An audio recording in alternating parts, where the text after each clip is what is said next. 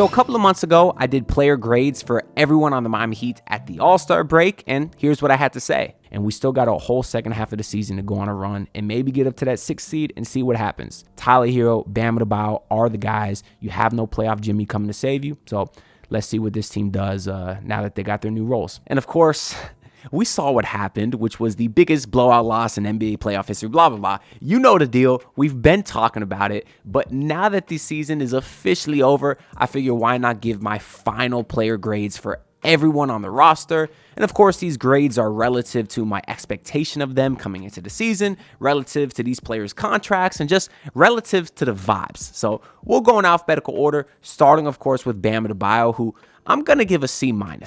That's big talk coming from someone that shot 45% from the free throw line in the last YMCA league. Anyways, it's telling me that 56.8% of y'all still have the untrained eye, so make sure y'all subscribe to fix that. I do appreciate it. Let's get back into the video. We all know that he got off to a very poor start to the season. I'm sure a lot of that had to do with the whole Jimmy Butler saga looming over this team. But just because he was better the second half of the season, I can't completely discount that he was basically a no-show for the first 3 months of the year. I can't do it. And personally, I am someone that values the postseason above all else. And because of what ended up happening in the playoffs, I can't give Bam or Tyler higher than a C+. I just can't do it. Those are the cornerstones of your franchise. And if your season ends that humiliatingly, is that a word, humiliatingly? I don't know. The Heat were so bad, they're probably making up words for how bad they are.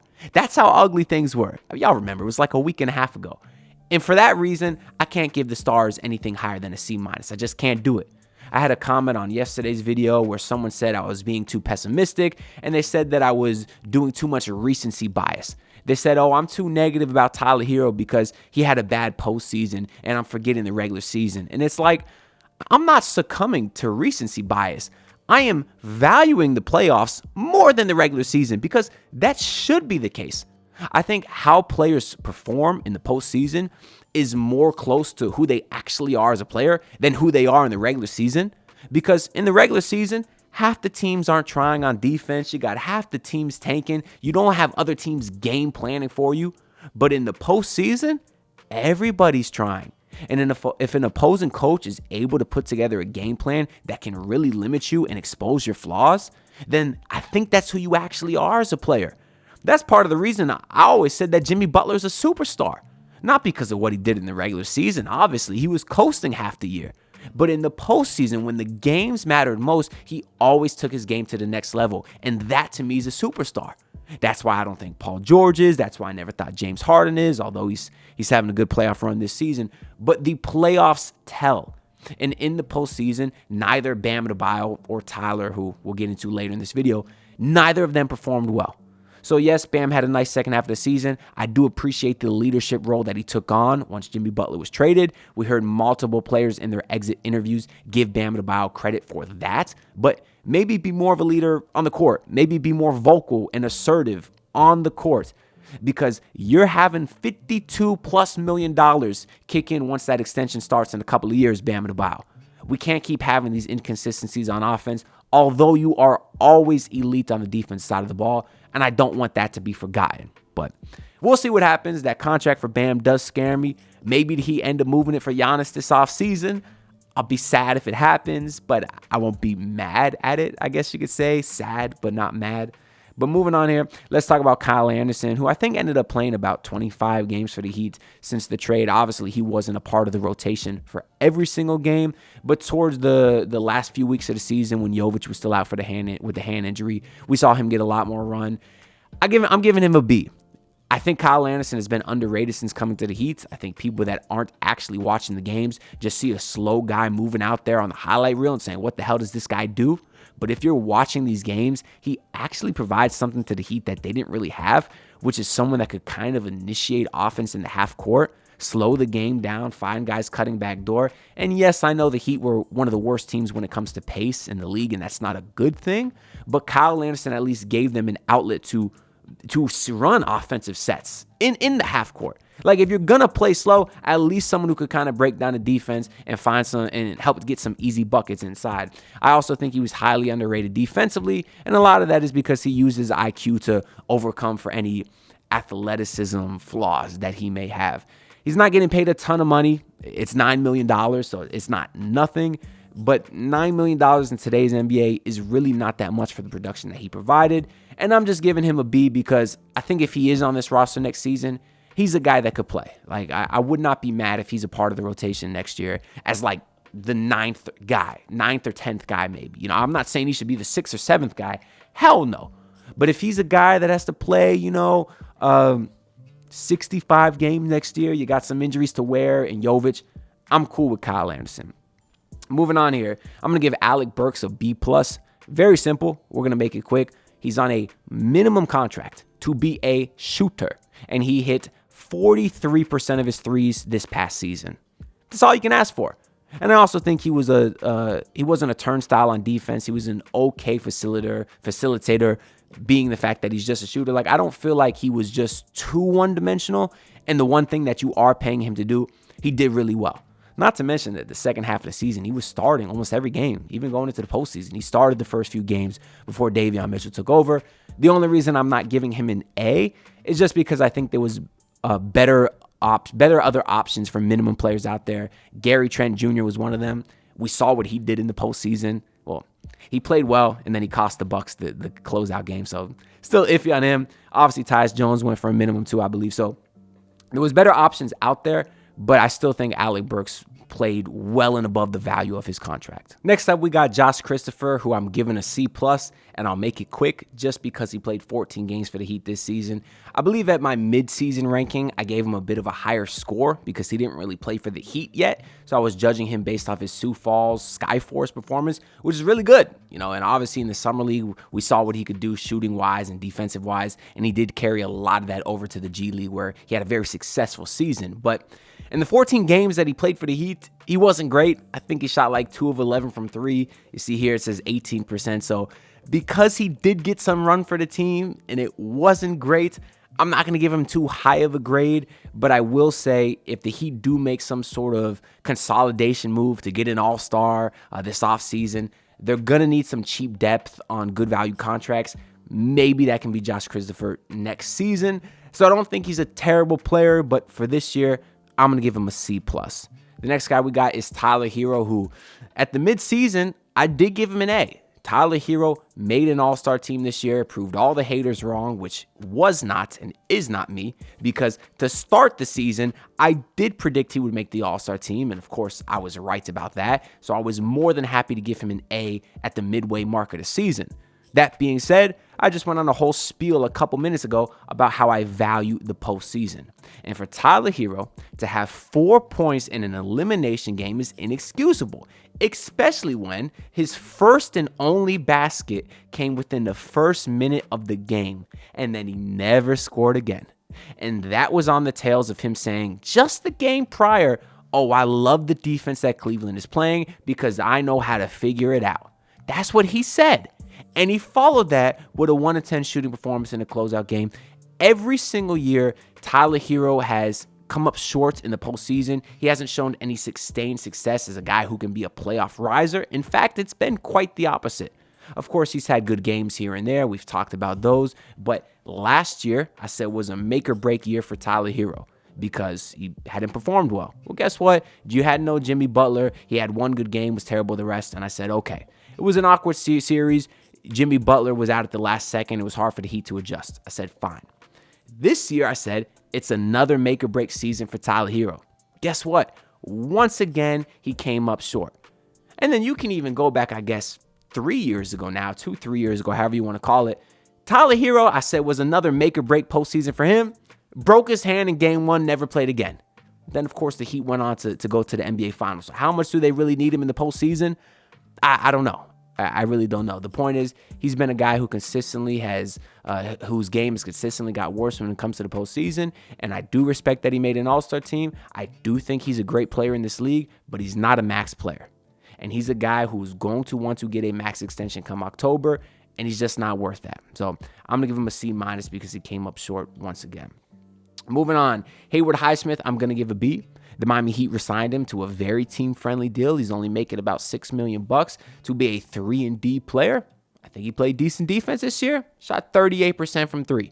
And he's one of the few players on the Heat that actually had a good playoff game. He hit like 5 threes in that game too, and the Heat lost that game.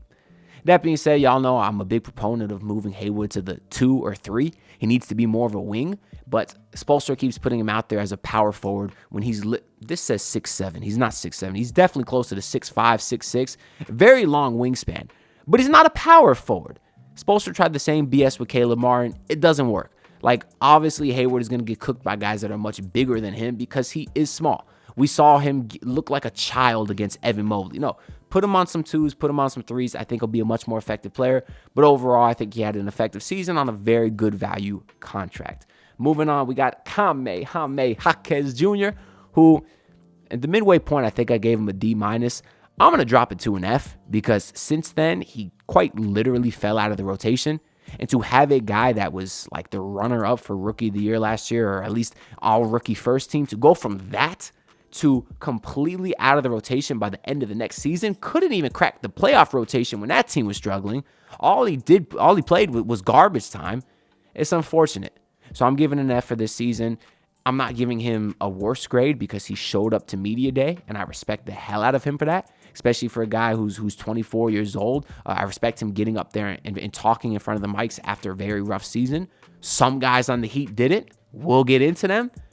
But that being said, just because I give Jaime an F this season, I'm not giving up on him going forward. Obviously, once he gets that jump shot going a little bit, it'll open the inside game. And I do think he could have a bounce back next season for the Milwaukee Bucks. Moving on, I got my boy, Keshad Johnson. I'm going to give him a B just because once he did sign that standard deal after Drew Smith tore his Achilles, I did think Keshad Johnson was going to be a bigger part of the rotation. We never really saw that. Now, that's not his fault for sure. Spoelstra just decided not to play him. But I'm still going to give Keshad Johnson a B because he had a great year in the G League. And when he did play for the Heat, he did show those flashes that get me so excited as the Heat fan. The switchable defense, the offensive versatility, the ability to space the floor in the corners. I think he'll be a good player in this league. And I do think next year could be the year that he is a rotation player. Again, especially if the Heat trade a few pieces to get a Durant or Giannis or John Morant, whoever. Keshad Johnson is a guy to be a rotation piece next season. Next, we got Nikola Jovic, who I'm going to give a C+. That is a little bit down from where I had him at midseason. And of course, that's just because of the injury. And I mean, I'm taking injuries into account when I'm ranking these players because availability is the best ability. I do honestly believe that. And I do think Jovic was playing pretty well before his hand injury. That's why I'm not giving him a worse grade than a C+. I do think Spoelstra was finally letting him play a little bit more on ball, which is where I think he really flourishes. I don't think he's a center. I think he can be a point guard. Maybe not an elite facilitator, but he's a guy who could get a rebound and push pace, go coast to coast, and find guys in transition, which is not something that this Heat team has. And he also shot the ball pretty well this year, 37% from your 6'10". They have him listed as power forward. I don't think that's too shabby at all. Now, he still had some inconsistencies in his rotation. Some days he started, some days he was out of the rotation. But at 21 years old, I still think Spoelstra is kind of figuring out how to use him, and he will certainly be a big part of this team next year if he's still on the roster. And hopefully we see some more minutes of the tall time 2.0 lineup with Jovic and Bam and Ware, because I absolutely loved that lineup. And then I'll give Jovic some credit for what he did in the postseason. He had some good moments. You know, I think it's very difficult for him considering he literally missed 2 months of basketball, then was inserted right away into a postseason. I understand that's difficult. And he had some good moments. Now, that game 2, he really cost them. Some costly turnovers, couldn't hit a shot, but he's kind of one of the guys that helped lead that comeback. So I just kind of want to give him some credit for actually coming back after 2 months off. That's not easy to do. Moving on, though, I am going to give Pelle Larsson a B because as a second-round pick, he pretty quickly turned himself into someone who was a rotation player for a while, not super consistently, but he's a guy that very clearly next year will be a rotation player. You know, we said Keshad Johnson, maybe he will. Josh Christopher, probably not, but worst-case scenario he is. Pelle Larsson will definitely be. He's a guy that actually embodies Heat culture, which I think is something that this team needs a lot more of right now. Because right now, Heat culture means nothing but a marketing campaign. Nobody on this team actually has that dog in them. outside of Davion Mitchell, and Pelle Larsson's the other guy. So I love his hustle. I love his defensive versatility. He's still not the quickest guy laterally, but I think the effort makes up for a lot of that. I think as he grows and continues to get stronger, he will be a little bit of a better defender in this league. I understand he's already 24 years old, so he's not going to grow too much. But I do think a full season or full off season under the Heat development staff will really get that jump shot going. And then, of course, that will open up his inside game as well. So I'm giving Pelle Larsson a B. The next guy that we got is Kevin Love, who I'm going to give him a B also. Obviously, first and foremost, condolences to the passing of his father and everything that he dealt with the very end of the season. Obviously, he missed a lot of time in the postseason. I would have liked to see him play just because, it would have been cool to see him versus his former team. And obviously, the Heat needed some rebounding. So I think he actually might have played a role if he didn't have all the personal stuff going on. But obviously, that's pretty irrelevant, and I give Kevin Love a B, not for what he did or didn't do on the basketball court, but it's what he provides in the locker room. And I think that is why the Heat value him.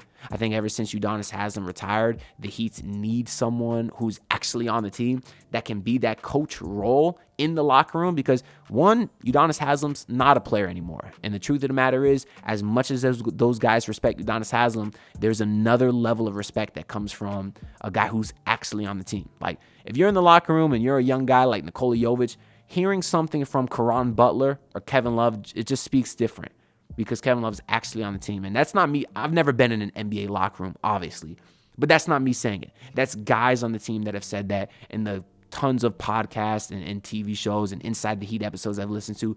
They are the ones who say they value a guy who's on the team with them. And it makes sense, because they're literally going through all the practices with them. They're there on the court. They're in the huddles. They are truly there from the player's perspective. And I think Kevin Love has done an excellent job this year kind of keeping the team together during the Jimmy Butler stuff.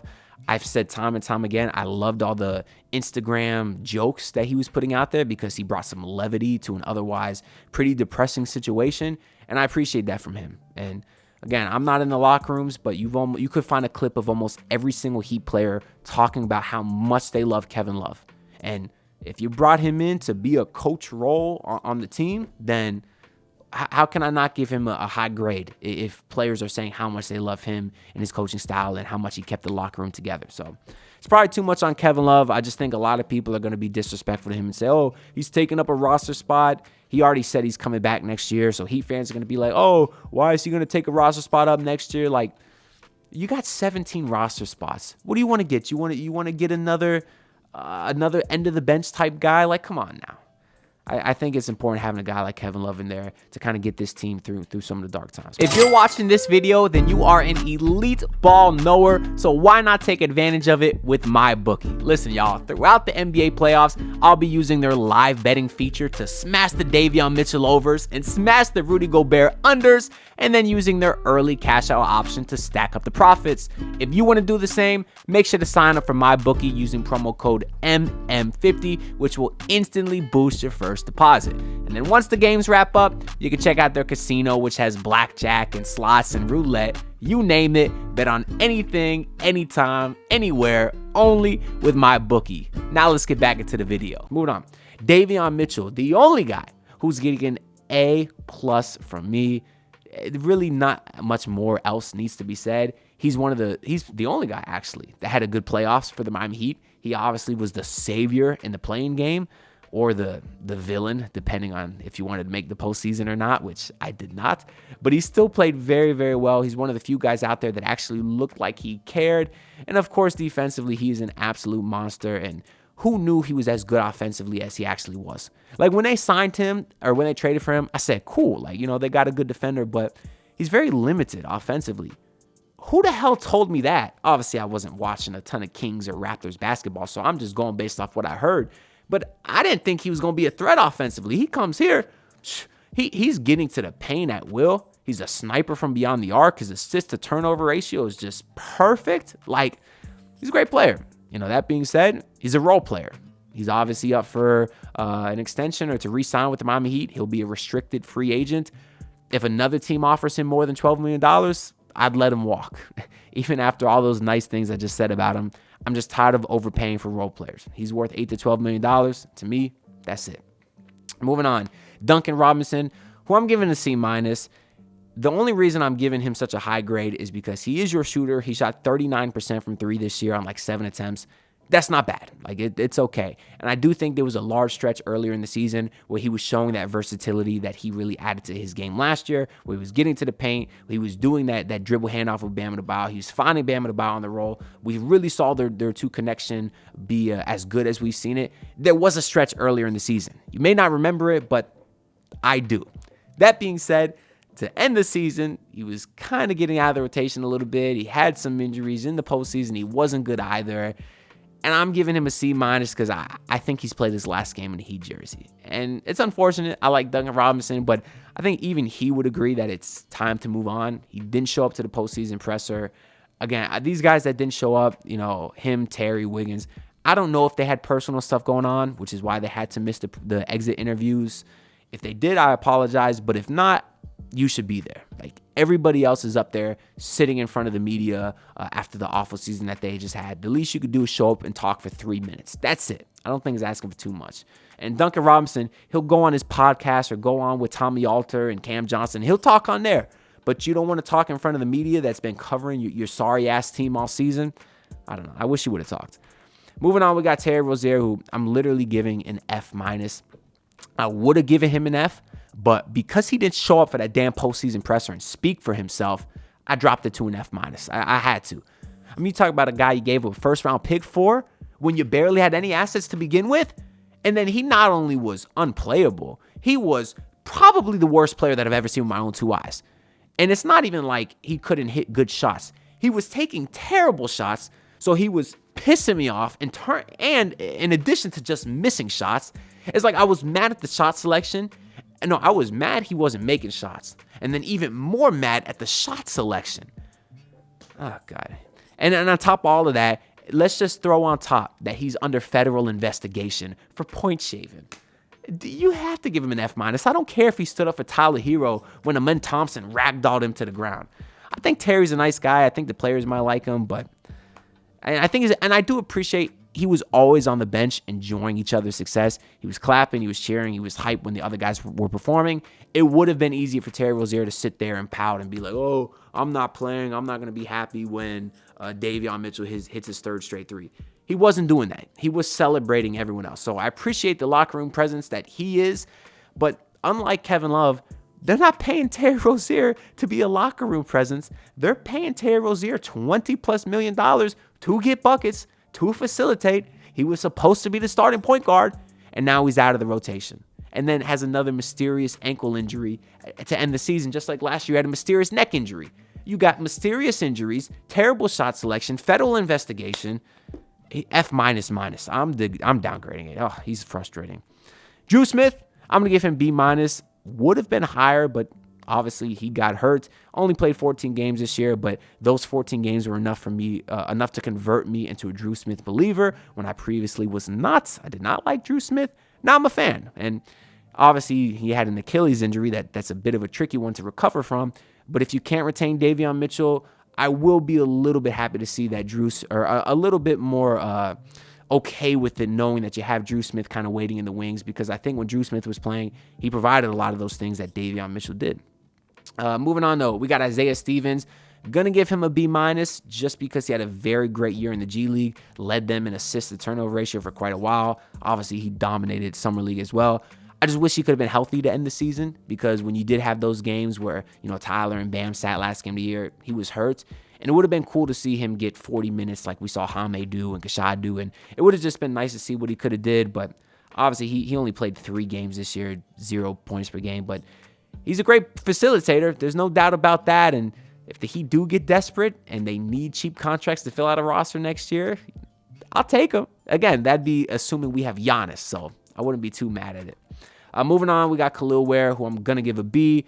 Just because he had a really great regular season. He ended up being inserted into the starting lineup, obviously about halfway through the season. But in the postseason, he looked worthless out there. He was getting ragdolled by Jared Allen. Basically what Amen did to Tyler Hero, that's what Jared Allen was doing to Khalil Ware. Now, of course, I'm not going to blame him too much for that, because he is a rookie. He will get stronger, and that's the one thing that he said in his postseason pressers, that the main thing he wants to work on is adding strength, which I do think will benefit him a ton. But I just wish he would have showed some promise in the postseason. If anything, to not tank his trade value at all. But I still think his trade value is relatively high because of what he did in the regular season. He obviously showed an ability to hit the three ball a little bit. He was at 31% of the year. I think he showed excellent touch around the rim. He has such a soft touch, which is very rare for someone of his size. He was an excellent rebounder as the season went on. He finished with about 7.5 boards per game. He obviously has great hands, insane lob threats, great interior shot blocker. I don't think the motor was as big an issue as we heard about coming into the season, but I do think there were some times where he had some lapses and didn't look like he knew where he was at. But the rest of the players spoke very highly of him. Bam Adebayo said that he loved playing again or next to him in the starting lineup. He also said that he thinks he has DPOY potential. So I'm positive on Kel'el Ware. Ideally, I would like him on the roster next season. There's really 3 guys I guess I'd like on the roster next year. Kel'el Ware, Bam Adebayo, Davion Mitchell.